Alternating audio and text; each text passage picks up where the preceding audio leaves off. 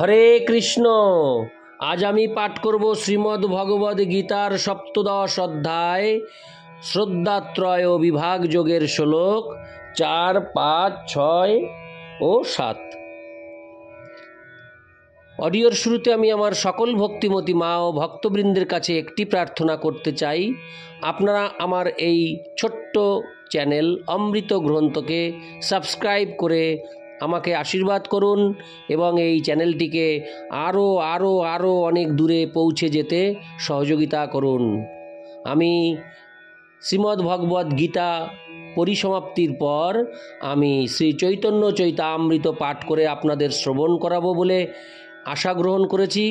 আপনারা আমার সেই আশাকে পরিপূর্ণতা দান করতে আমাকে আশীর্বাদ করুন ও অমৃত গ্রন্থ চ্যানেলটিকে সাবস্ক্রাইব করে আমাকে আরও দূর এগিয়ে যেতে সহযোগিতা করুন। হরে কৃষ্ণ।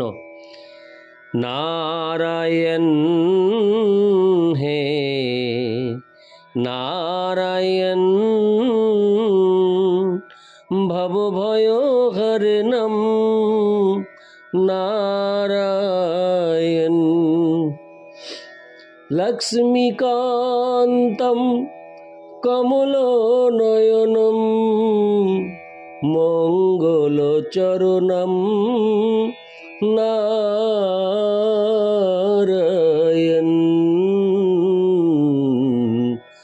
নারায়ণ হে নারায়ণ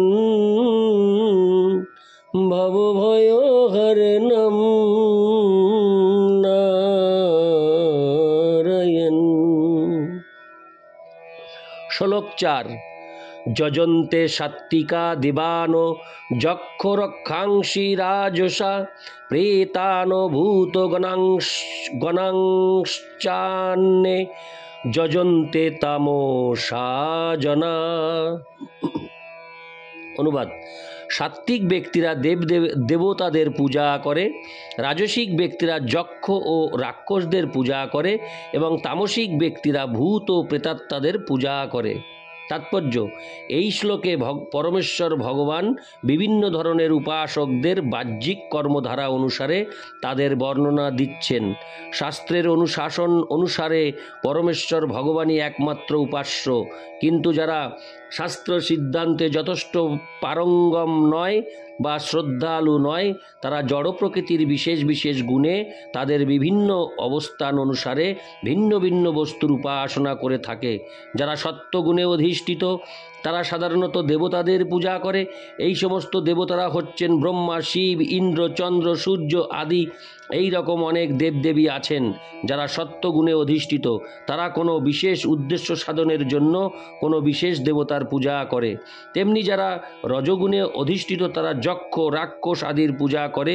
আমার মনে আছে, দ্বিতীয় বিশ্বযুদ্ধের সময় কলকাতায় কোনো এক ব্যক্তি হিটলারের পূজা করতে শুরু করেন, কারণ দ্বিতীয় বিশ্বযুদ্ধের কল্যাণে সে কালোবাজারি করে অনেক অর্থ উপার্জন করতে পেরেছিল।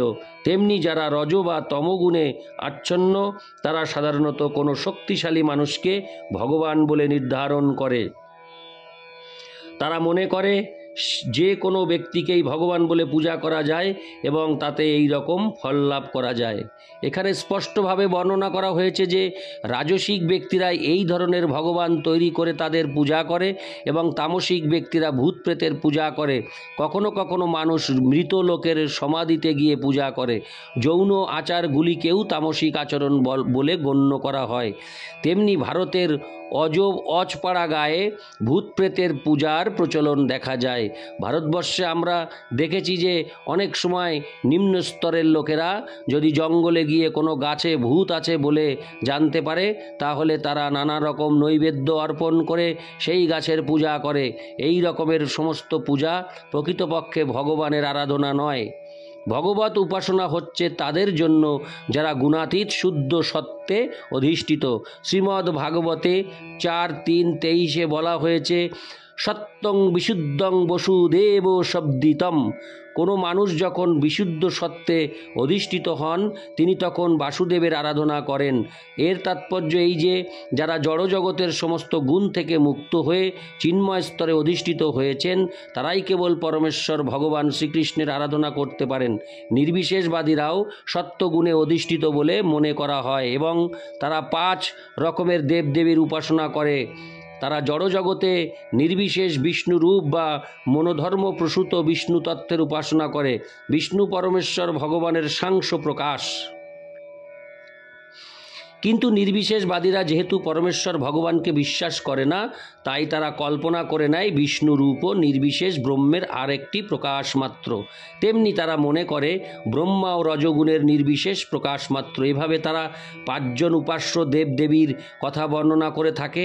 কিন্তু যেহেতু তারা মনে করে যে পরম তত্ত্ব হচ্ছেন নির্বিশেষ ব্রহ্ম তাই পরিণামে তারা সব উপাস্য বস্তুকে পরিত্যাগ করে। সিদ্ধান্ত হচ্ছে যে জড় প্রকৃতির বিভিন্ন গুণের বৈশিষ্ট্যগুলি গুণাতীত ব্যক্তির সঙ্গের মাধ্যমে পরিশুদ্ধ হতে পারে। ইতি শ্লোক 4। শ্লোক 5 ও 6 একযোগে। অশাস্ত্র বিহিতং ঘোরং তপন্তে যে তপোজনা দম্বাহংকার সংযুক্তা কামরাগ বলান্বিতা কর্ষয়ন্ত শরীরস্তং ভূত গ্রামোমচেতস মাং চৈবান্ত শরীরস্তং তান বিদ্যাসুর নিশ্চয়ান। তাৎপর্য। হরে কৃষ্ণ। অনুবাদ। আমি একটু ভুল বলেছি, অনুবাদ। দম্ভ ও অহংকার যুক্ত এবং কামনা ও আসক্তির প্রভাবে বলান্বিত হয়ে যে সমস্ত অবিবেকী ব্যক্তি তাদের দেহস্থ ভূতসমূহকে এবং অন্তরস্থ পরমাত্মাকে ক্লেশ প্রদানপূর্বক শাস্ত্রবিরুদ্ধ ঘোর তপস্যার অনুষ্ঠান করে তাদের নিশ্চিন্তভাবে আসুরিক বলে জানবে। তাৎপর্য। কিছু মানুষ আছে যারা নানা রকম তপশ্চর্যা ও কৃচ্ছ সাধনের উদ্ভাবন করে যার উল্লেখ শাস্ত্রবিধানে নেই। যেমন কোনো রাজনৈতিক উদ্দেশ্য সাধনের জন্য অনশন করা। এই ধরনের অনশন করার কথা শাস্ত্রে বলা হয়নি। শাস্ত্রে কেবলমাত্র পারমার্থিক উন্নতি সাধনের জন্যই অনশন অনুমোদন করা হয়েছে। কোনো রকম রাজনৈতিক বা সামাজিক উদ্দেশ্যে তা করা উচিত নয়। এই ধরনের উদ্দেশ্য সাধনের জন্য যারা তপশ্চর্যা করে ভগবদ্গীতা অনুসারে তারা অবশ্যই আসরিক ভাবাপন্ন। তাদের কার্যকলাপ শাস্ত্রবিধির বিরোধী এবং তার ফলে জনসাধারণের কোনো মঙ্গল হয় না। প্রকৃতপক্ষে তারা গর্ব, অহংকার, কাম ও ইন্দ্রিয় সুখ ভোগের প্রতি আসক্তির বশবর্তী হয়ে ওই সমস্ত কর্ম করে। এই ধরনের কাজকর্মের ফলে যে সমস্ত জড় উপাদানের সমন্বয়ে দেহ গঠিত হয়েছে তারাই যে কেবল বিক্ষুব্ধ হয় তা নয়, শরীরে অধিষ্ঠিত পরমেশ্বর ভগবানও ক্ষুব্ধ হন। রাজনৈতিক উদ্দেশ্য সাধনের জন্য এই ধরনের অবিধিপূর্বক অনশন বা তপস্যা অপরের কাছেও একটি উৎপাত স্বরূপ। এই রকম তপশ্চর্যার নির্দেশ বৈদিক শাস্ত্রে দেওয়া হয়নি। আসরিক ভাবাপন্ন মানুষেরা মনে করতে পারে যে এই উপায় অবলম্বন করে তারা তাদের শত্রুকে অথবা অন্য দলকে তাদের ইচ্ছা অনুসারে কর্ম করতে বাধ্য করাতে পারে। কিন্তু এই ধরনের অনশনের ফলে অনেক সময় তাদের মৃত্যুও ঘটে। পরমেশ্বর ভগবান এই ধরনের কাজ অনুমোদন করেননি এবং তিনি বলেছেন যে এই ধরনের কাজে প্রবৃত্ত মানুষেরা অসুর। এই ধরনের বিক্ষোভ প্রদর্শন পরমেশ্বর ভগবানের প্রতিও অসম্মান সূচক, কারণ বৈদিক শাস্ত্রের অনুশাসন অমান্যপূর্বক তা করা হয়। অচেতস কথাটি এই প্রসঙ্গে অত্যন্ত তাৎপর্যপূর্ণ। স্বাভাবিক মনোভাবাপন্ন মানুষদের অবশ্যই শাস্ত্রের অনুশাসনগুলি মেনে চলা উচিত। যারা তেমন মনোভাবাপন্ন নয়। তারা শাস্ত্রের নির্দেশ অবহেলা করে নিজেদের মনগড়া তপশ্চর্যা ও কৃচ্ছ সাধনের পন্থা উদ্ভাবন করে। পূর্ববর্তী অধ্যায়ে আসুরিক ভাবাপন্ন মানুষের যে পরিণতির কথা বর্ণনা করা হয়েছে তা সব সময় মনে রাখা উচিত। ভগবান তাদের আসুরিক যোনিতে জন্মগ্রহণ করতে বাধ্য করেন। তার ফলে তারা পরমেশ্বর ভগবানের সঙ্গে তাদের নিত্য সম্পর্কের কথা জানতে না পেরে জন্ম জন্মান্তরে আসুরিক জীবনযাপন করতে থাকবে। কিন্তু সৌভাগ্যক্রমে এই ধরনের মানুষেরা যদি বৈদিক জ্ঞানের পথপ্রদর্শনকারী সদ্গুরুর আশ্রয় থেকে শিক্ষালাভ করতে সক্ষম হয়, তাহলেই তারা এই বন্ধন থেকে মুক্ত হয়ে অবশেষে পরম গতি লাভ করতে পারে। ইতি শ্লোক 6। হরে কৃষ্ণ।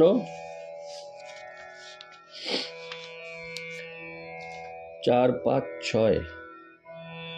এবার আমি পাঠ করব শ্লোক 7।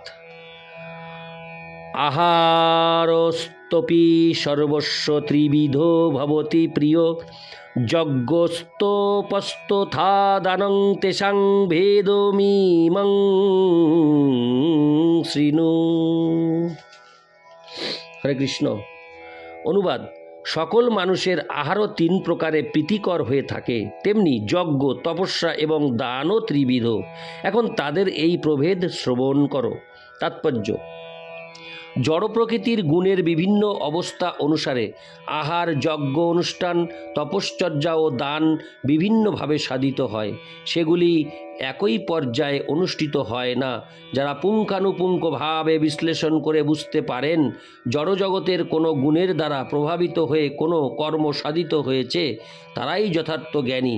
যারা সব রকমের যজ্ঞ, খাদ্য অথবা দানকে সমপর্যায়ভুক্ত বলে মনে করে, তাদের পার্থক্য নিরূপণ করবার ক্ষমতা নেই এবং তারা মূর্খ। কিছু ধর্ম প্রচারক প্রচার করে যে মানুষ নিজের ইচ্ছা মতো কার্য করতে পারে এবং এভাবেই তাদের পরমার্থ সাধিত হবে। কিন্তু এই ধরনের মূর্খ প্রচারকেরা বৈদিক শাস্ত্রের নির্দেশ অনুসারে আচরণ করছে না। তারা নিজেদের মন গড়া পন্থা তৈরি করে জনসাধারণকে বিপদগামী করছে। ইতি শ্লোক 7। আমি এই অডিওতে শ্রীমদ্ ভগবদ্ গীতার 17 অধ্যায় শ্রদ্ধাত্রয় বিভাগ যোগের শ্লোক 4, 5, 6 ও 7 পাঠ করলাম। নারায়ণ হে নারায়ণ ভব ভয় হরণম